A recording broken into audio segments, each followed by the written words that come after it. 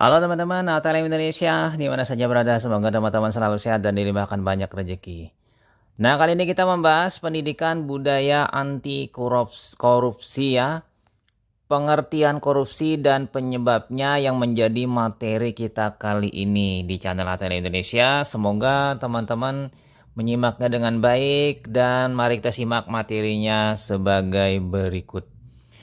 Dimulai dengan istilah korupsi. Istilah korupsi sebenarnya berasal dari bahasa Latin corrumpere atau corruptio atau corruptus yang kemudian ya diadopsi oleh beberapa bangsa di dunia. Beberapa bangsa di dunia memiliki istilah tersendiri mengenai korupsi. Jadi korupsi itu adalah tidak lengkap atau busuk atau rusak ya. Nah, istilah korupsi lalu berkembang dalam bahasa Inggris yaitu corruption atau korup yang berarti jahat, rusak, curang. Sementara bahasa Prancis itu corruption itu adalah rusak. Ya kan, sementara bahasa Belanda itu corruptie atau corruptie. Nah, istilah corruptie ini atau diadopsi oleh Indonesia dalam bentuk korupsi yang dipakai di Indonesia dari turunan dari bahasa Belanda. Yang mengingat historinya ya penjajahan Belanda berabad-abad di Nusantara. Nah, beberapa terminologi korupsi adalah sebagai berikut. Yang pertama, korup. Korup itu adalah busuk, palsu, suap. Itu Kamus Besar Bahasa Indonesia tahun 1991. Sementara korup itu suka menerima uang sogok. Jadi korup itu diartikan menerima uang sogok atau disogok. Menyelewengkan uang atau barang milik perusahaan atau negara. Menerima uang dengan menggunakan jabatan untuk kepentingan pribadi. Ini Kamus Hukum 2002. Nah, ini yang baru terjadi ya dan baru saja diolah. Sementara korup itu adalah kebejatan, ketidakjujuran, tidak bermoral, penyimpangan dari kesucian. Ini The Lexicon Webster Dictionary 1978. Jadi kalau melihat terminal ini bahwa korup itu adalah istilah menyelewengkan uang. Tidak jujur, tidak bermoral dan suap atau busuk atau palsu. Nah, kita masuk ke terminologi yang kedua yaitu David M. Chalmers.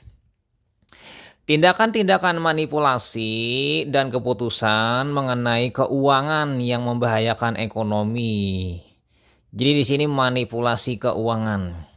Financial manipulation and decision injury to the economy are often labeled corrupt.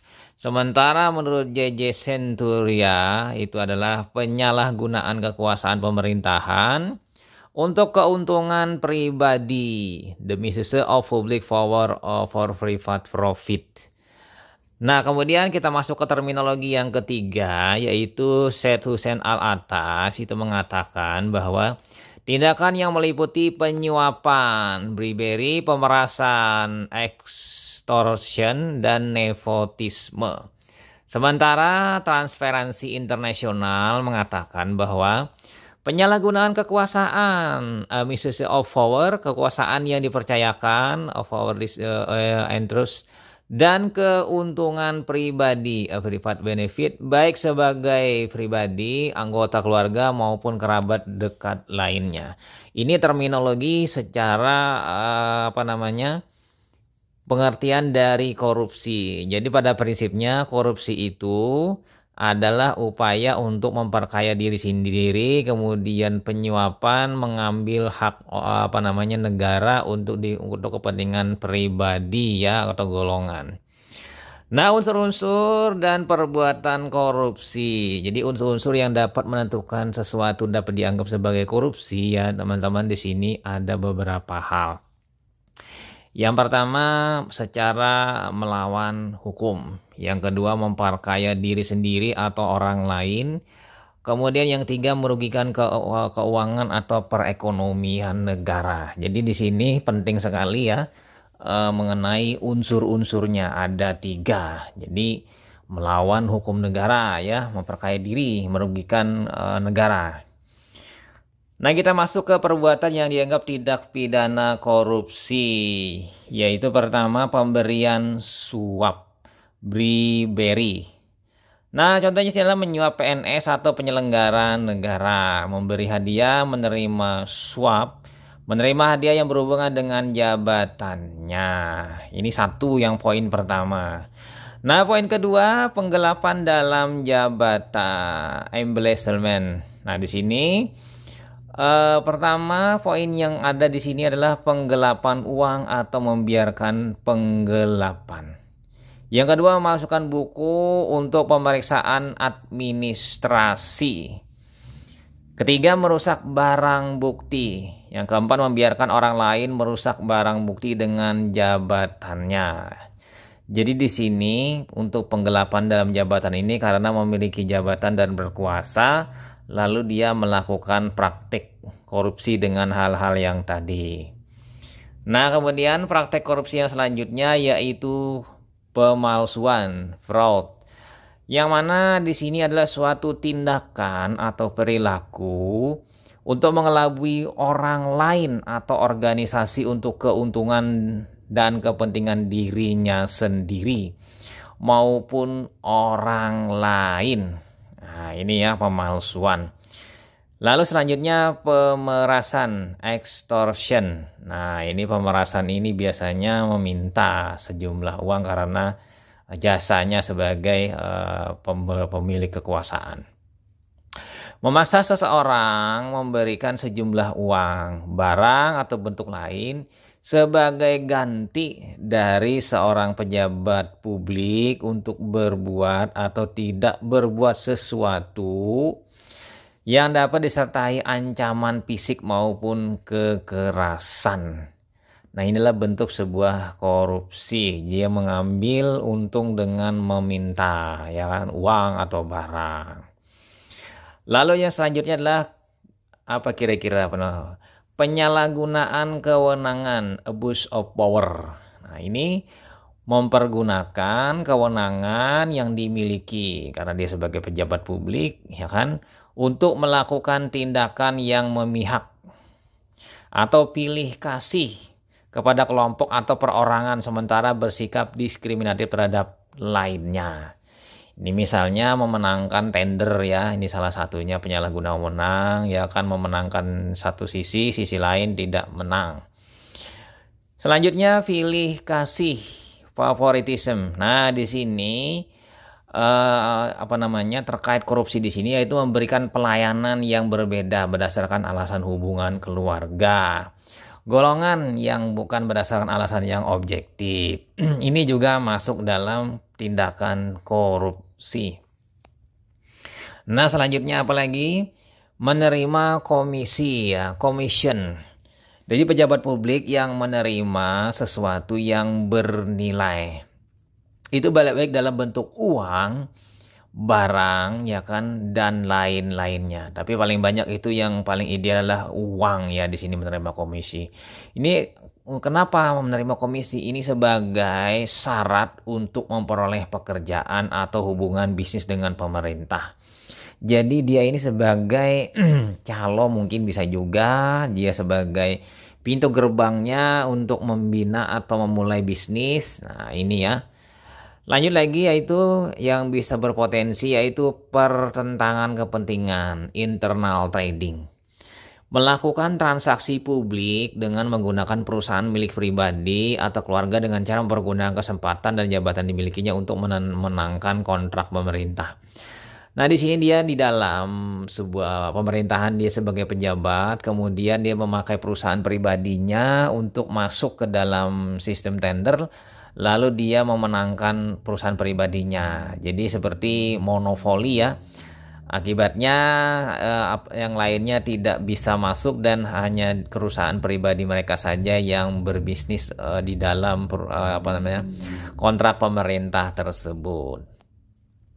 Oke, lanjut lagi kita, mengapa itu korupsi terjadi. Nah, ini penyebab dari korupsi. Ada hal aspek-aspek yang terkait dengan terjadinya korupsi, yaitu 3 aspek. Aspeknya yaitu pertama aspek manusianya yang berkeinginan untuk mendapatkan uang melalui korupsi. Yang kedua karena administrasi atau hukum. Yang ketiga sosial budaya, ingin kaya misalnya. Kalau administrasi hukum ini mungkin ada peluang, ada hal yang terkait dengan uang yang menggiurkan dari kegiatan-kegiatan. Maka muncullah yang namanya proses korupsi. Nah, korupsi ini bisa terjadi satu saja dari tiga ini atau ketiga-tiganya. Apabila ketiga-tiganya ini adalah sangat kuat menjadi pemicu korupsi. Nah, dikenal ada CPA formula. CPA formula ini adalah C dan sama dengan corruption, yaitu terdiri dari konflik kepentingan, ada suap, ada gratifikasi. Sementara P itu adalah power, nah, ini kekuasaan. Kewenangan desentralisasi akibat dari tadi, kemudian diskresi kebijakan, penggunaan sumber daya. Nah, ini dikurangi dengan accountability. Nah, ini accountability ini pengawasannya. Ini terkait dengan pertanggungjawabannya karena amanah, kemudian transparan, akuntabel, partisipasif, taat hukum. Nah, bila ini tidak dihilangkan accountability, maka berpotensi terjadinya korupsi. Jadi kekuasaan yang tidak disertai dengan sistem akuntabilitas yang andal maka cenderung korupsi. Jadi pengawasnya dalam sebuah kekuasaan supaya tidak terjadi korupsi harus ada akuntability yang bagus, yaitu adanya pertanggungjawaban amanah, transparan, akuntabel, partisipasif dan taat hukum. Nah, penyebab korupsi terjadi di Indonesia salah satunya itu pertama adalah penegakan hukum yang tidak konsisten ya. Konsekuensi bila ditangkap lebih rendah daripada keuntungan korupsi. Ya dihukumnya beberapa tahun sementara korupsinya miliaran, mungkin bahkan triliunan. Ini menyebabkan orang berani untuk korupsi. Seandainya dimiskinkan atau dihukum mati mungkin orang berpikir dua kali untuk korupsi. Yang kedua, penyalahgunaan wewenang atau kekuasaan. Nah, karena memiliki akses kekuasaan ya dalam hal pemerintahan, misalnya kepala daerah, dia menyalahgunakan kewenangan tersebut untuk berkorupsi. Yang ketiga, rendahnya integritas dan profesionalisme. Nah, integritas itu penting sekali ya teman-teman dalam hal memerangi korupsi. Jadi di sini diperlukan niat baik untuk bekerja sebagai aparatur ya kan, sebagai pemimpin dalam pemerintahan, karena di sini dengan demikian akan menyebabkan seseorang tersebut bekerja secara profesional. Lalu kurangnya keteladanan dan kepemimpinan elit bangsa. Jadi pentingnya dari pucuk pimpinan itu memberikan teladan kepada bawahannya agar menghindari atau menjauhi korupsi. Ini penting sekali, ini malah terbalik mungkin ya kan. Malah pemimpinnya yang membawa atau mengajak korupsi. Jadi menyuruh anak buahnya korupsi. Jadi misalnya ini proyek saya minta segini. Nah, ini adalah sebuah yang kesalahan. Lalu rendahnya pendapatan penyelenggara negara. Ini salah satu penyebabnya. Gaji kecil sedikit sehingga berpotensi untuk korupsi karena kekurangan. Jadi tidak memadai untuk kehidupan sehari-hari. Lalu lanjut, budaya memberi upeti. Nah, memberi upeti, kemudian imbalan jasa dan hadiah.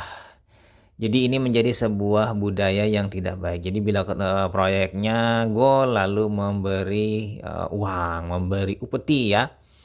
Dan yang terakhir gagalnya pendidikan agama dan etika. Jadi di sini agama dan etika ini penting, memberikan solusi bahwa segala perbuatan yang merugikan negara itu adalah berdosa, dan ini adalah penting ya. Salah satunya merugikan negara adalah korupsi. Nah, kita pindah ya ke 3 tingkatan korupsi, yang mana tingkatan paling terendah itu adalah betrayal of trust, pengkhianatan kepercayaan. Nah, yang kedua yaitu abuse of power, penyalahgunaan kekuasaan. Dan yang ketiga adalah material benefit. Ini mendapat keuntungan material yang bukan haknya melalui kekuasaan. Oke, kita bahas ya satu persatu, dimulai dengan pengkhianatan terhadap kepercayaan, yaitu betrayal of trust. Nah, ini adalah pengkhianatan, merupakan bentuk korupsi paling sederhana, ya paling kecil ya. Semua orang yang berkhianat atau mengkhianati kepercayaan atau amanat yang diterimanya adalah koruptor. Dia tidak sesuai ya pada saat berjanji. Amanat itu dapat berupa apapun ya teman-teman di sini, baik materi maupun non materi. Misalnya pesan, aspirasi rakyat, ya kan. Kemudian misalnya akan membantu ini pada ini apabila terpilih ya kan. Nah, ini biasanya terjadi pada anggota dewan ya yang tidak menyampaikan aspirasi rakyat atau menggunakan aspirasi untungan pribadi, merupakan bentuk korupsi. Ini kira-kira ini yang pertama ya, kemudian yang paling ringan. Kemudian yang kedua adalah penyalahgunaan kekuasaan, abuse of power. Nah, di sini abuse of power itu merupakan korupsi tingkat menengah.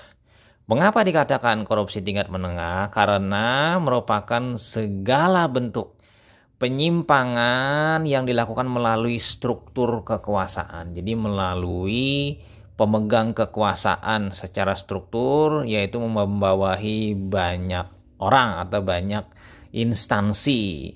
Jadi baik pada tingkat negara maupun lembaga-lembaga struktural lainnya. Di sini termasuk lembaga pendidikan. Nah, ya kan, tanpa mendapatkan keuntungan materi. Kemudian yang ketiga yaitu penyalahgunaan kekuasaan untuk mendapatkan keuntungan material. Nah, ini puncak atau paling tertinggi korupsinya dibandingkan yang dua tadi. Ini penyimpangan kekuasaan untuk mendapatkan keuntungan material, baik dirinya sendiri maupun orang lain. Nah, korupsi pada level ini merupakan tingkat paling membahayakan. Karena terkait dengan kekuasaan, bisa mengambil, meraih uang, meraih material, meraih dana untuk disimpan kepentingan pribadi. Di sini melibatkan kekuasaan dan keuntungan material secara individu atau kelompoknya. Jadi ini merupakan bentuk korupsi yang paling banyak terjadi di Indonesia. Misalnya sebaku seorang pemegang kepala daerah atau yang lainnya, termasuk dalam sebuah instansi ya, sebagai kepala atau sebagai direktur. Nah, korupsi itu merugikan keuangan negara dan perekonomian ya. Mengapa terjadi? Mengapa bisa seperti itu? Pertama, itu karena korupsi menghambat pembangunan dan kegiatan usaha di Indonesia. Penting sekali di sini ya. Uang yang harusnya dipakai untuk pembangunan diambil ya kan dalam jumlah tertentu untuk kepentingan pribadi, memperkaya diri sendiri, dan juga dengan demikian maka uangnya tadi berkurang apabila di satu titik terjadi misalnya 2, 3, 4, 5 dan terjadi itu di seluruh provinsi, maka keuangan negara akan banyak terbuang sehingga pembangunan akan terhambat ya. Yang kedua, setiap kegiatan perekonomian harus melewati pintu-pintu korupsi. Nah, ini pastinya setiap ada proyek lalu akan mendapatkan fee, kemudian ada mendapatkan fee. Jadi banyak proyek, banyak mendapatkan pintu-pintu fee untuk memperkaya diri sendiri karena sebagai pejabat publik ya. Lalu yang ketiga, perkembangan kegiatan usaha itu terhambat. Pengangguran makin banyak, harga barang dan jasa menjadi melambung. Karena ini terjadi penghambatan pembangunan akibat tadi ya, yang di hal yang 1 dan 2. Sehingga lapangan pekerja yang harusnya terbuka jadi berkurang atau lambat karena korupsi. Atau mangkraknya sebuah proyek sehingga yang memang diharapkan untuk menjalankan ekonomi terhambat, misalnya 1 tahun, 2 tahun, bahkan ada yang 1 periode kepemimpinan ya, misalnya 5 tahun masih mangkrak. Dan yang keempat itu pendidikan dan kesehatan sangat mahal karena dengan korupsi dia memperkaya diri sendiri, lalu dia menjual barang tadi dengan harga yang mahal karena kenapa? Pihak penyelenggara, pihak yang memiliki urusan tadi meminta fee. Sementara karena si penjualnya ini merasa mengeluarkan fee, dia harus menaikkan harga jual. Ingat ya, harga jual. Harga jual tadi menyebabkan mahal. Ini kata kuncinya seperti itu ya.